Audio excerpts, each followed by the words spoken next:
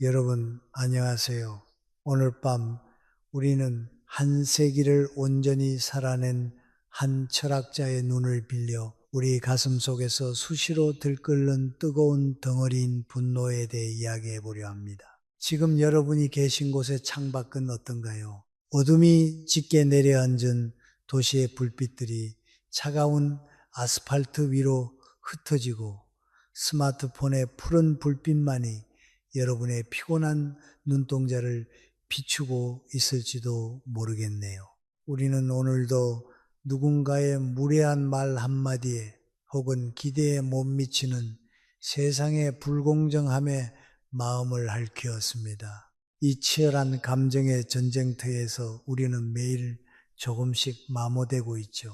솔직히 말씀드리자면 이런 식의 감정 소모를 반복하다가는 여러분의 영혼은 평온이라는 단어 근처에도 가보지 못한 채 스트레스의 파도 속에서 어쩌면 살아남지 못할 수도 있습니다. 분노를 다스리는 법을 배우지 못한 채 나이만 먹는다는 것은 녹슨 칼을 품고 사는 것과 다름없으니까요. 그러니 편안히 자리 잡기 전에 잠시 시간을 내어 좋아요와 구독을 눌러주세요.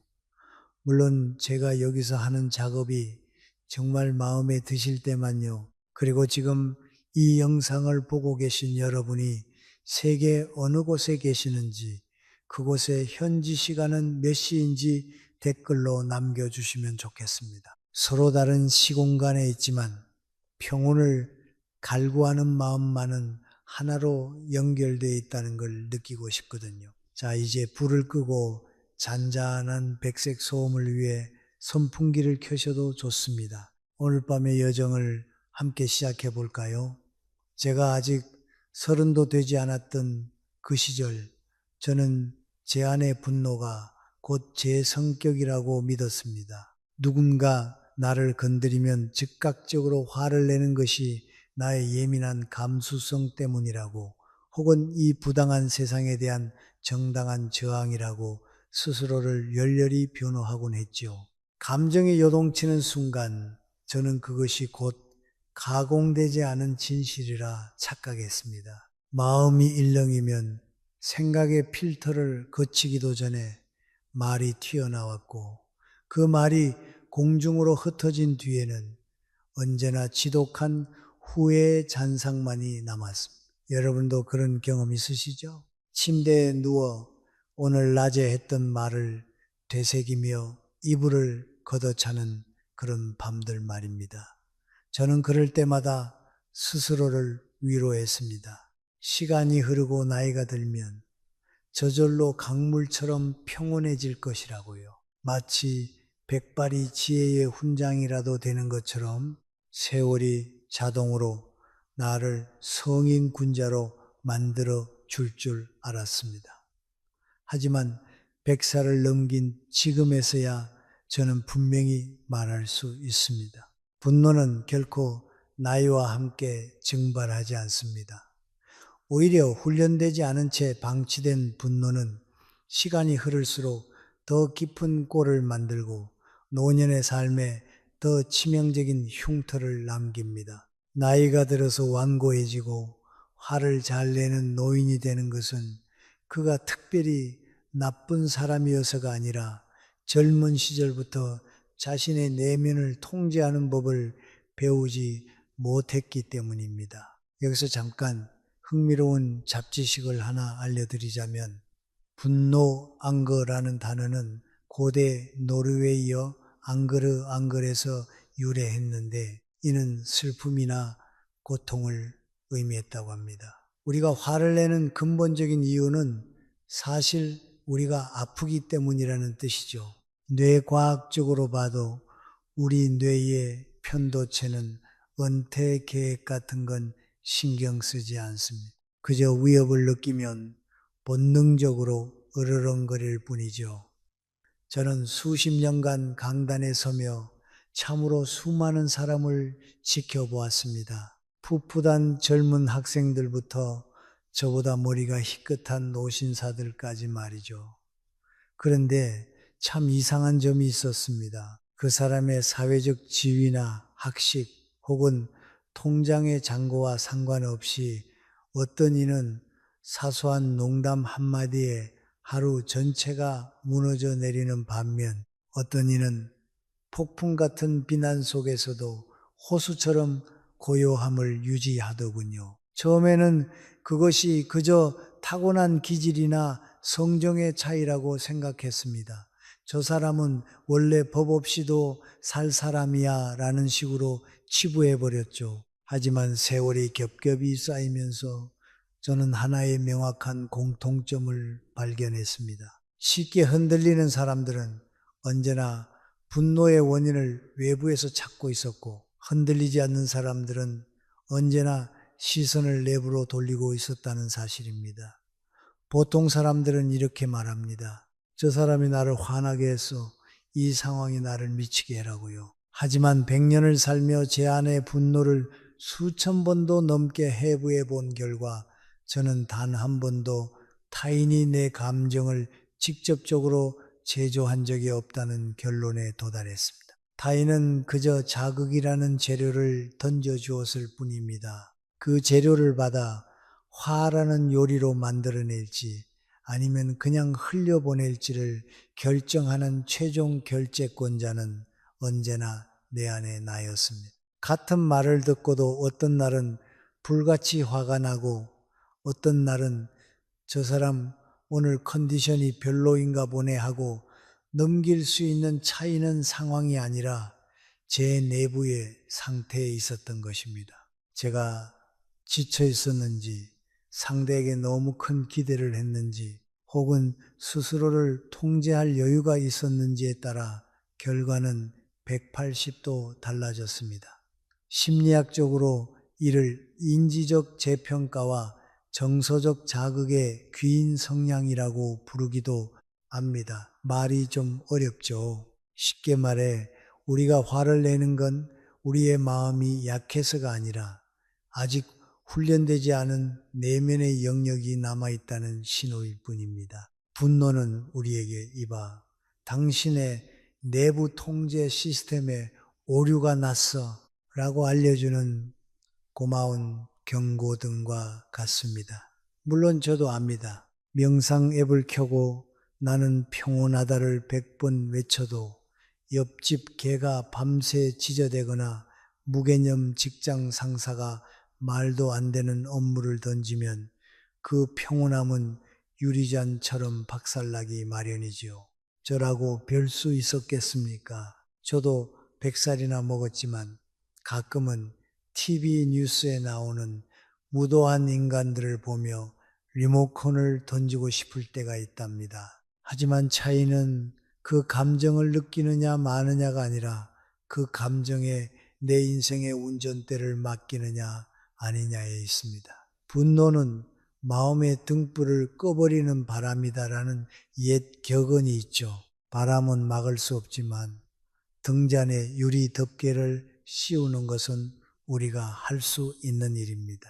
자, 이제 우리는 분노가 성격이 아니라 선택의 결과라는 첫 번째 문을 열었습니다. 다음 이야기로 넘어가기 전에 여러분의 마음속 등잔은 안녕한지 한번 살펴보세요.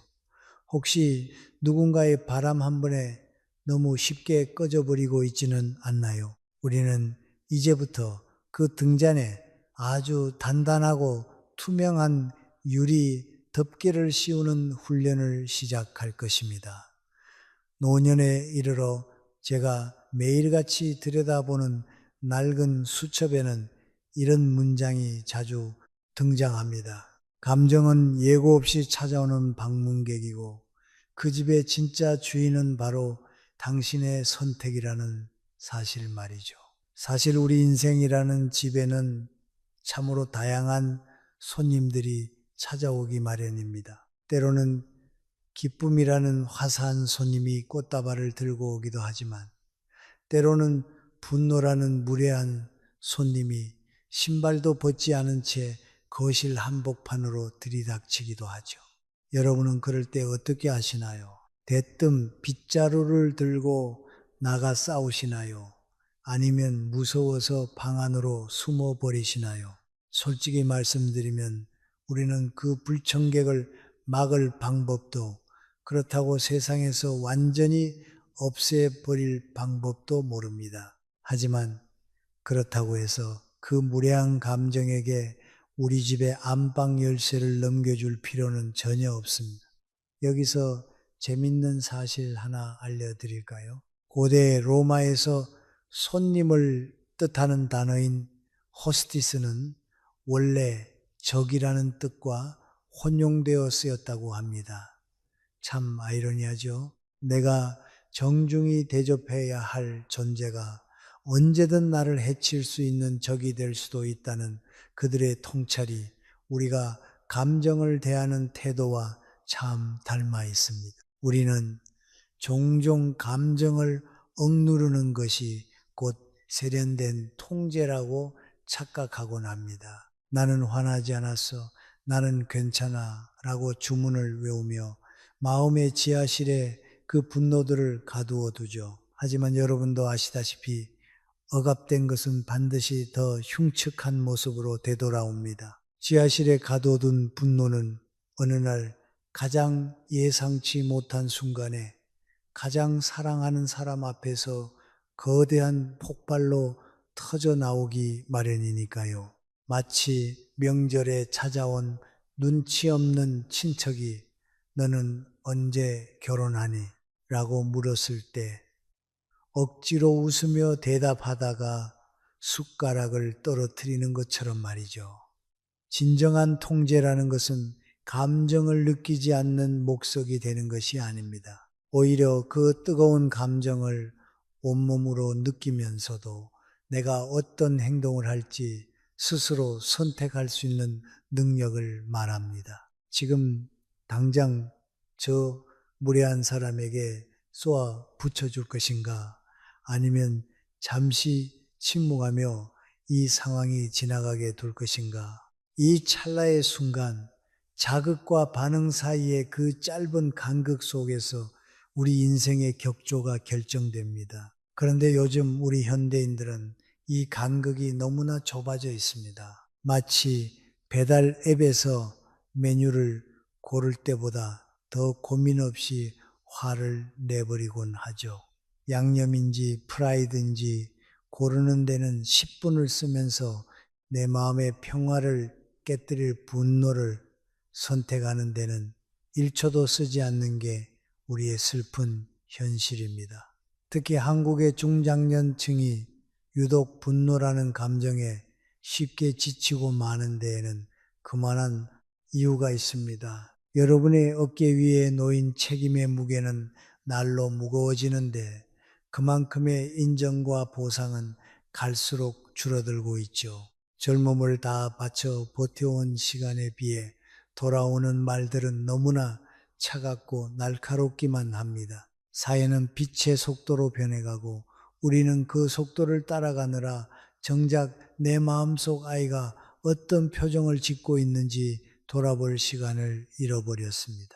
실제로 통계 자료를 봐도 중년 이후에 감정 소진과 분노 조절 장애가 급격히 증가한다는 데이터가 쏟아져 나옵니다. 이는 학술적으로 반응적 주체성에서의 정서적 가와 억제 통제의 신경학적 기제 부조화라고 설명할 수 있을 텐데 쉽게 말해 우리 마음에 브레이크 패드가 다 닳아버렸다는 뜻입니다.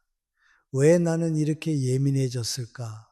혹은 내가 왜 이렇게 참을성이 없어졌지? 라는 질문을 스스로에게 던지고 계신가요? 그 질문 속에 이미 해답이 있습니다. 여러분이 결코 나약한 인간이라서 그런 것이 아닙니다. 그저 너무나 오랜 시간 동안 자신을 제대로 돌보지 못한 채 그저 버티는 것만이 미덕인 줄 알고 달려왔기 때문입니다. 통제 시스템을 가동하지 않은 채 엔진을 불가동해 왔으니 과부하가 걸리는 것은 당연한 결과죠. 밖에서 비가 온다고 해서 방 안에 있는 우리가 젖을 필요는 없는데 우리는 지붕이 샌다는 사실조차 잊은 채 쏟아지는 빗물에 몸을 떨고 있었던 셈입니다. 실내에 있으면서 밖에 날씨 때문에 기분이 나쁘다고 투덜대는 건 좀 우스운 일이지 않나요? 젊은 시절에 저는 늘 누군가 나를 건드리면 이렇게 묻곤 했습니다. 왜 저 사람은 나한테 저러는 걸까? 내가 뭘 잘못했길래? 라고 말이죠.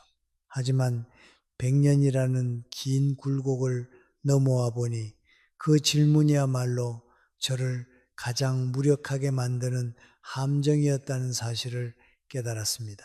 왜? 라는 질문의 화살표를 타인에게 돌리는 순간 나의 감정에 대한 주도권은 고스란히 상대방에게 넘어가 버립니다. 상대가 사과해야만 내 화가 풀리고 상대가 태도를 바꿔야만 내가 행복해질 수 있다는 억지 논리에 스스로를 가두는 꼴이죠. 이는 자신의 행복을 타인의 변덕이라는 도박판에 올리는 것과 다름없습니다.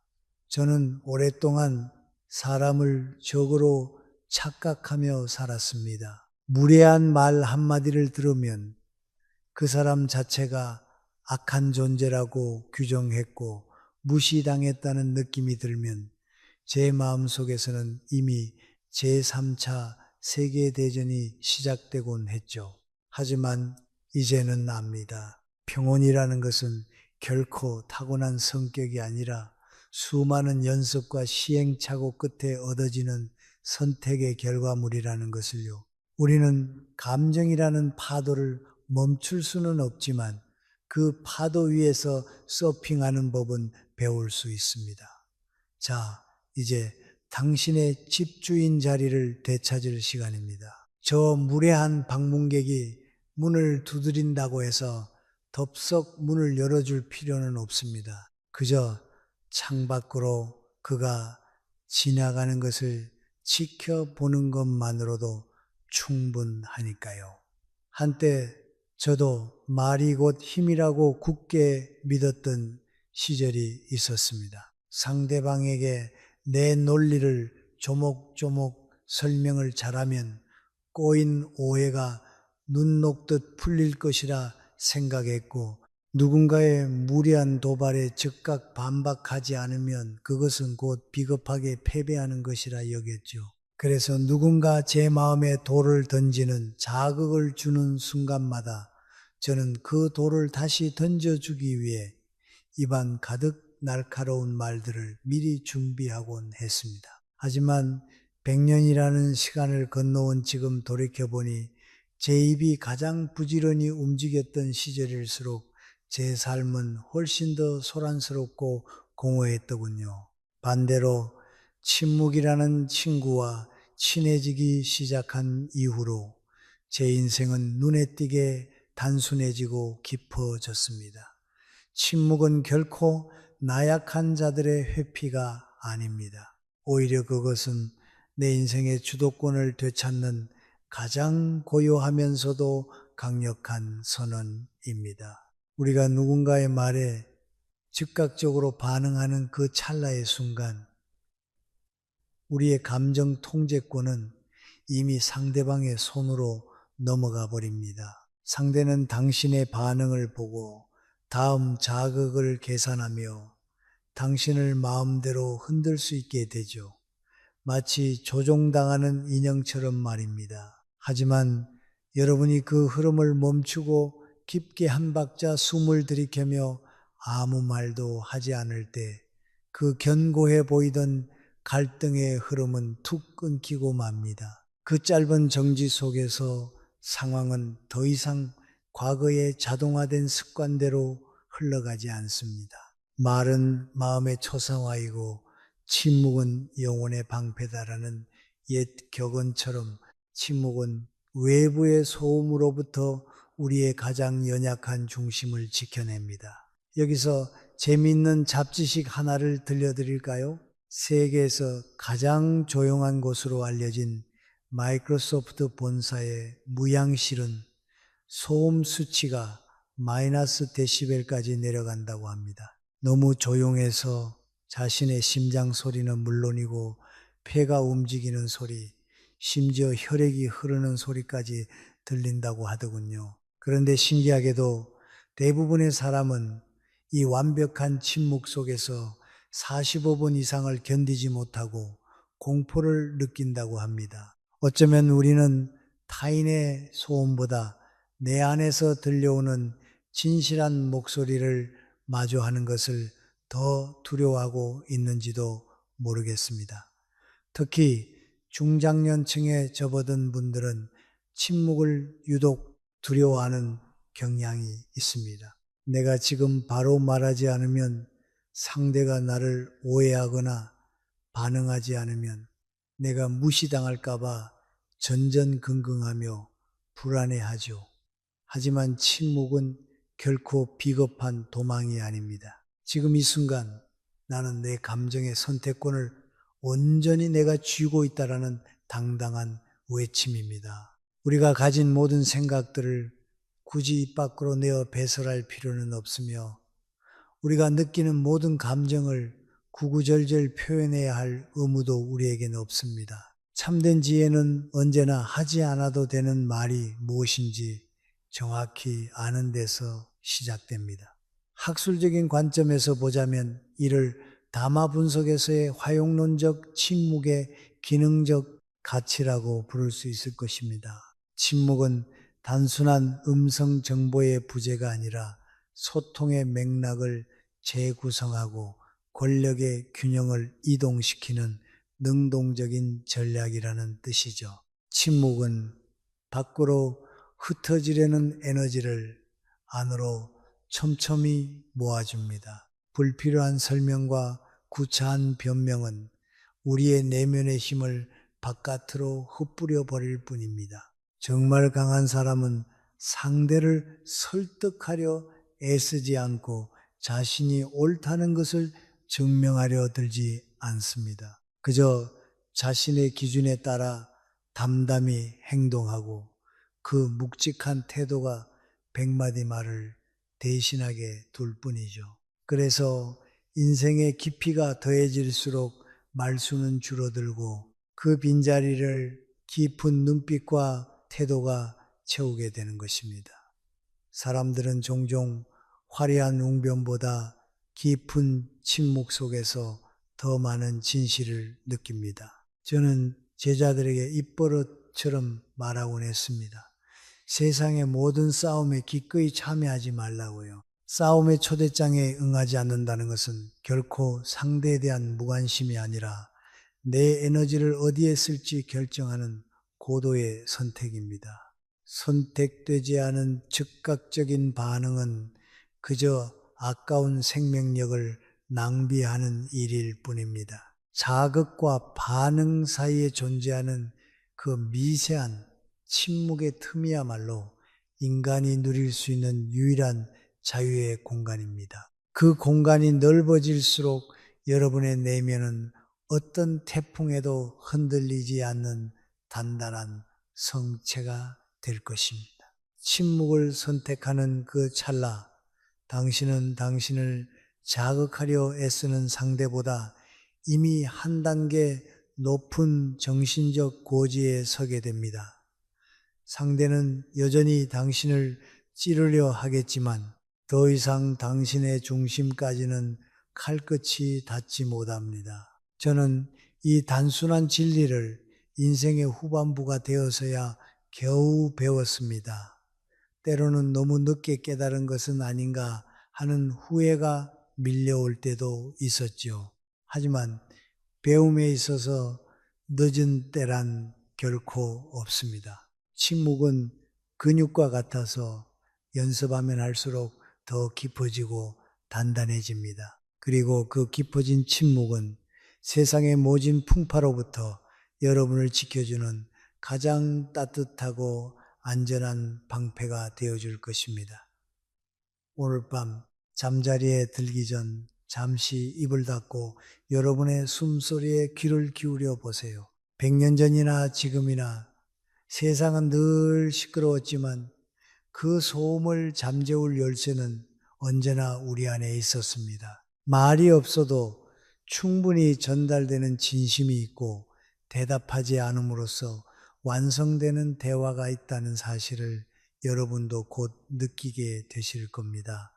이제 우리는 침묵의 기술을 넘어 훨씬 더 미묘하고 결정적인 내면의 기술을 이야기해 보려 합니다. 그것은 바로 우리를 둘러싼 인간관계라는 복잡한 그물망에서 나를 안전하게 떼어놓는 감정적 거리두기입니다. 흔히들 거리두기라고 하면 마음을 꽁꽁 닫아 걸거나 상대방을 투명인간 취급하는 차가운 무관심을 떠올리곤 하죠. 세상과 담을 쌓고 혼자 고립되는 것이 평화라고 믿는 분들도 계십니다. 하지만 제가 100년을 살며 깨달은 진짜 감정적 분리는 그런 차단과는 정반대의 지점에 있습니다. 그것은 차단이 아니라 오히려 명료함에 가깝습니다. 여전히 타인의 기쁨과 슬픔, 심지어 나를 향한 서운함까지도 온전히 느낍니다. 다만 그 감정들이 내 인생이라는 배의 길을 멋대로 쥐고 흔들게 내버려 두지 않을 뿐입니다. 여기서 아주 흥미로운 잡지식 하나를 소개해 드릴까요? 여러분은 혹시 미러 테스트라고 들어보셨나요? 1970년대 심리학자 고든 갤럽이 고안한 실험인데 동물들의 얼굴에 표시를 해두고 거울을 보여줬을 때 그것이 자기 자신임을 알아보는지 확인하는 테스트입니다. 침팬지나 돌고래, 심지어 까치도 통과하는 이 테스트를 인간의 아기들은 생후 18개월 정도가 지나야 통과할 수 있다고 하죠. 그런데 참 아이러니한 건 80세가 넘은 어른들 중에서도 여전히 타인이라는 거울에 비친 자신의 모습이 진짜라고 믿으며 평생을 고통받는 분들이 많다는 사실입니다. 저 사람이 나를 어떻게 볼까? 라는 질문에 갇혀 거울 속에 비친 타인의 표정에 따라 자신의 가치를 결정하곤 하죠. 제가 젊었을 때는 기대가 참 많은 사람이었습니다. 내가 이만큼 정성을 쏟았으니 상대방도 나를 이해해 줘야 하고, 내가 교수로서 이만큼 헌신했으니 제자들도 나를 알아줘야 하며, 최소한 이 세상이 공정하게 나를 대우해 줘야 한다고 굳게 믿었죠. 하지만 그 기대가 구름처럼 높으면 높을수록 바닥으로 떨어질 때의 상처는 훨씬 더 깊고 잔인했습니다. 기대는 겉으로는 희망의 얼굴을 하고 있지만 실제로는 우리 발목을 붙잡는 가장 교묘한 감정의 족쇄입니다. 누군가의 무심한 말 한마디나 차가운 태도 하나가 나의 하루 전체를 지옥으로 만들도록 허락하는 순간 내 마음의 평화는 이미 남의 손에 넘어간 도박칩과 다를 바 없습니다. 특히나 중장년기에 접어든 여러분이 인간관계를 유독 힘들어하는 이유는 명확합니다. 젊었을 때는 웃으며 넘기던 사소한 말들도 나이가 들수록 나의 자존심과 과거에 켜켜이 쌓인 상처들을 동시에 건드리기 때문이죠. 직장에서 혹은 가족 안에서 여러분은 이미 충분히 버텨왔고 헌신해 왔습니다. 그래서 그만큼 보상받고 싶고 인정받고 싶은데 돌아오는 작은 무시나 서운함은 마치 내 인생 전체가 부정당하는 것 같은 큰 흔들림으로 다가오는 것입니다. 하지만 그 흔들림을 패배의 증거라고 자책하지 마세요. 그것은 오히려 당신의 내면에서 아직 더 단단해질 수 있는 지점이 남아있다는 아주 긍정적인 신호일 뿐입니다. 학술적으로 이 과정을 표현하자면 객체지향적 원망, Object Oriented Resentment에서 주체 중심적 자기 성찰, Subject Centered Self-Reflection로의 패러다임, 전환이라고 할 수 있습니다. 말이 좀 거창하죠? 쉽게 말해 저 사람이 왜 저럴까? 라고 밖을 향해 삿대질하던 손가락을 거두어 이 말이 왜 내 안에 무엇을 건드렸을까? 라고 나를 들여다보는 것입니다. 제가 은퇴 후에 관계를 멀리하며 혼자만의 평화를 찾으려 했던 적이 있었는데 그것은 결국 비겁한 도피에 불과했습니다. 진짜 변화는 관계를 피할 때가 아니라 관계를 바라보는 나의 위치가 바뀌었을 때 시작되었습니다. 어느 날 저를 몹시 흔들었던 한 제자의 무례한 말이 있었습니다. 평소 같으면 밤새 분노를 사겼겠지만 그날은 문득 이런 질문이 떠오르더군요. 왜 이 말이 나의 어떤 버튼을 눌렀을까?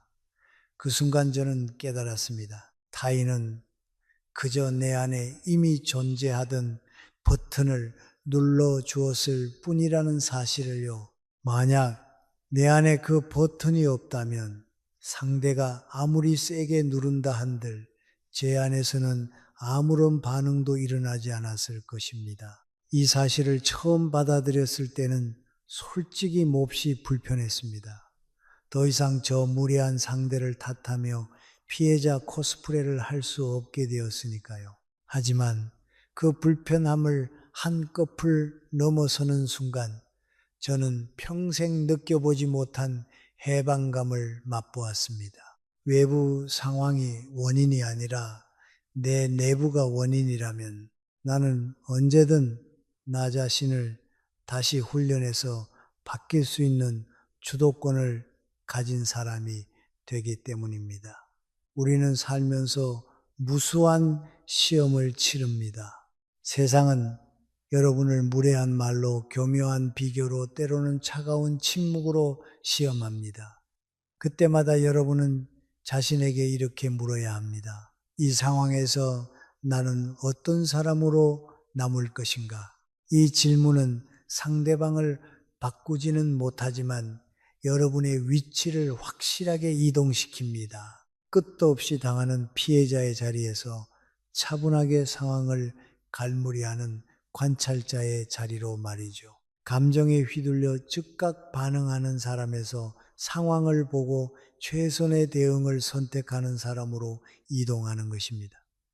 관찰자의 자리에 서는 순간 여러분은 더 이상 감정 소모적인 싸움을 하지 않게 됩니다. 무의미한 감정 싸움이 줄어들수록 에너지는 밖으로 새나가지 않고 안으로 차곡차곡 모이며 그 에너지가 임계점을 넘을 때 비로소 우리 내면에는 깊은 형정 정징, 즉 맑고 고요한 평온이 깃들게 됩니다.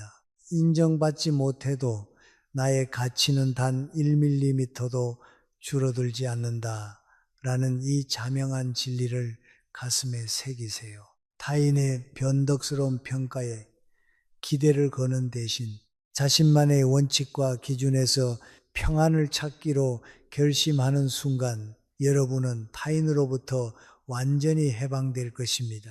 누군가 당신을 실망시켰을 때 더 이상 왜 나에게 이런 시련을 주는가라고 묻지 마세요. 대신 이렇게 물으세요. 이 소란스러운 상황 속에서 나는 나 자신을 어떻게 품격 있게 지켜낼 것인가? 이 질문이야말로 책임을 가장 정확한 자리, 즉 자기 자신에게 돌려놓는 위대한 질문입니다. 그렇게 기대에서 자유로워질수록 마음은 깃털처럼 가벼워지고 집착이 줄어들수록 그 지독했던 분노도 안개처럼 서서히 거칠 것입니다. 사람들이 여전히 제멋대로 살아가더라도 그것이 더 이상 나의 밤잠을 설치게 하지 않는다는 사실. 이것이 바로 100년의 세월이 제게 준 가장 달콤한 자유입니다. 인생이라는 긴 항로의 마지막 구간에 다다르고 나서야 저는 우리 삶의 모든 균형을 지탱하고 있는 단 하나의 거대한 축을 발견하게 되었습니다. 그것은 대단한 성격도 운 좋게 타고난 환경도 혹은 기적 같은 행운도 아니었습니다. 그것은 바로 목적이라는 이름의 뿐입니다. 우리가 그토록 쉽게 화를 내고 타인의 말 한마디에 갈기갈기 찢기는 이유는 사실 우리가 마음이 약해서가 아닙니다. 슬프게도 우리 대부분은 지금 내가 어디로 가고 있는지 그 방향을 잊어버렸기 때문입니다. 방향을 잃고 표류하는 배는 아주 작은 조약돌이 만드는 파도에도 요란하게 흔들리기 마련이죠. 하지만 가야 할 목적지가 분명한 배는 거친 폭풍우 속에서도 묵묵히 자신의 항로를 유지해 나갑니다. 여기서 잠깐 길을 잃지 않는 법에 대한 사소한 잡지식 하나를 공유해 드릴까요? 철새들이 수만 킬로미터를 날아갈 때 길을 잃지 않는 비결 중 하나는 부리에 있는 마그네타이트라는 미세한 자석 성분 덕분이라고 합니다. 지구의 자기장을 감지해서 일종의 내부 나침반을 작동시키는 것이죠. 우리 인간에게도 이런 내부 나침반이 필요합니다. 외부의 소음이 아니라 내 영혼이 가리키는 진정한 북극성을 따라가는 힘 말입니다. 물론 요즘 우리는 북극성 대신 스마트폰 내비게이션에 의존하다 보니 가끔은 목적지가 어딘지도 모른 채 그저 경로를 재탐색합니다라는 차가운 목소리에만 익숙해져 버린 것 같아 씁쓸하기도 하네요. 저 역시 인생의 목적을 잃고 헤매던 시기가 있었습니다. 수십 년간 반복해온 연구와 강의가 지독하게 익숙해지고 매일이 어제와 똑같이 복사된 듯 흘러가던 때였죠. 그 무렵에 저는 평소라면 웃어 넘겼을 사소한 말들에 유독 예민하게 반응했고 누군가의 작은 무시를 며칠씩이나 곱씹으며 마음속에 가시를 세웠습니다. 지금 100살의 눈으로 그때를 돌아보니 제가 냈던 분노의 진짜 대상은 무례한 타인이 아니었습니다. 그것은 제 삶을 잠식하고 있던 지독한 공허함이었습니다. 내가 왜 이 자리에 서 있는지, 무엇을 위해 소중한 하루를 쓰고 있는지, 그 의미가 흐릿해질 때 우리의 감정은 가장 먼저 무너져 내립니다. 목적이 사라진 텅 빈 자리는 언제나 짜증과 분노라는 불청객들이 차지하게 마련이니까요. 이를 학술적으로는 실존적 공허에 따른 정서적 불안정성과 자아 항상성, 붕괴라고 정의할 수 있을 것입니다. 말이 너무 딱딱한가요? 쉽게 말해 내가 누군지 잊어버리면 남들이 하는 말에 내 인생이 통째로 흔들린다는 뜻입니다. 노년에 이르러 제가 붙잡은 목적은 지극히 단순한 것이었습니다. 오늘 하루를 어떤 품격 있는 태도로 마칠 것인가? 내가 건네는 말 한마디와 나의 고요한 침묵이 누군가의 가슴에 어떤 따뜻한 흔적을 남길 것인가? 이 단순한 질문을 되찾은 순간 저를 괴롭히던 그 수많은 감정들은 순식간에 힘을 잃었습니다. 분명한 목적이 생기면 우리는 스스로에게 묻게 됩니다. 지금 이 사람의 비난이 내 인생의 항로에서 정말 중요한가? 이 소모적인 싸움이 내가 가고자 하는 방향과 조금이라도 관련이 있는가? 그 질문 하나만으로도 수많은 분노는 존재의 가치를 잃고 먼지처럼 흩어집니다. 목적은 단순한 동기가 아닙니다. 기분에 따라 나타났다가 사라지는 동기와 달리 목적은 우리의 생각과 감정, 행동을 한 방향으로 강력하게 끌어당기는 중력과 같습니다. 그래서 목적을 가진 사람은 분노를 느껴도 그 복 안에 오래 머물지 않습니다. 그는 알고 있기 때문입니다. 지금 진정으로 싸워야 할 대상은 저 무례한 타인이 아니라 내 안에 고착된 오래된 반응의 습관이라는 사실을 말입니다. 100년을 살며 제가 확신하게 된 최종적인 결론은 이것입니다. 내면의 평화는 타고나는 감정이 아닙니다. 그것은 철저히 훈련된 상태입니다. 소란스러운 상황에서도 침묵을 선택하는 훈련, 타인에 대한 과도한 기대를 내려놓는 훈련, 내 안의 감정을 제3자처럼 차분히 관찰하는 훈련, 그리고 무엇보다 삶의 목적을 늘 중심에 두는 훈련, 이 훈련들이 매일의 삶 속에서 켜켜이 쌓여갈 때 누구도 함부로 침범할 수 없는 단단한 내면의 상태가 만들어집니다. 그리고 한번 견고하게 만들어진 이 평온의 상태는 쉽게 무너지지 않습니다. 세상은 여전히 시끄러울 것이고 여러분을 향한 무례함이나 불공정함도 마법처럼 사라지지는 않을 것입니다. 하지만 분명한 것은 당신 자신이 달라졌다는 사실입니다. 더 이상 당신의 소중한 평화를 외부의 변덕스러운 조건 위에 올려두지 마세요. 당신의 평화는 다른 사람의 평가 위에 있지도 않고 당신이 처한 상황 위에 있지도 않습니다. 그것은 오직 당신 안의 선택에 달려 있습니다.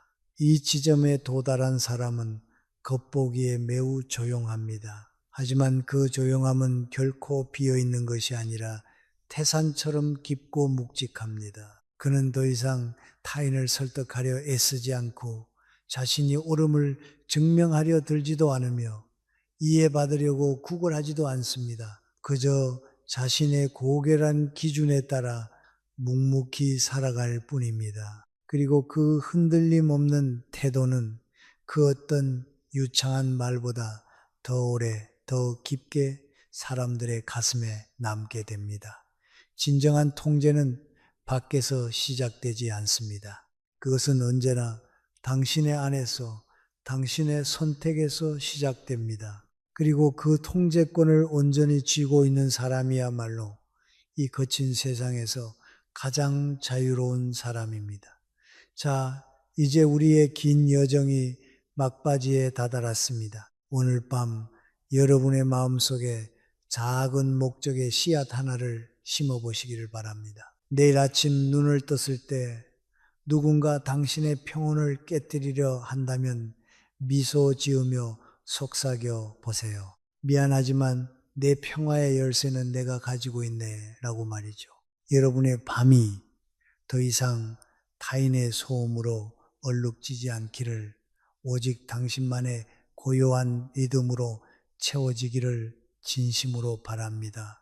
이제 서서히 눈을 감고 제 목소리가 아주 먼 곳에서 들려오는 파도 소리처럼 느껴지도록 마음을 편안히 내려놓으세요.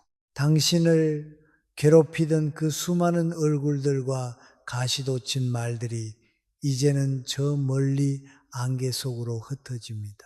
당신의 숨소리는 깊고 규칙적이며 당신의 방 안에는 오직 안온한 어둠과 평화만이 가득합니다. 마치 어린 시절 포근한 이불 속에서 느꼈던 그 순수한 안전함처럼 말이죠. 세상은 여전히 돌아가고 소란스럽겠지만 지금 이 순간 당신의 내면은 거울처럼 맑은 호수와 같습니다. 그 어떤 돌멩이가 던져져도 잠시 파문이일 뿐 곧 다시 고요한 제자리로 돌아갑니다. 당신은 이제 안전하고 평온하며 온전히 자유롭습니다. 부드러운 꿈의 조각들이 당신의 곁으로 다가와 당신을 따뜻하게 감싸 안아 줄 것입니다. 고요한 침묵 속에서 당신만의 가장 아름다운 밤을 맞이하세요.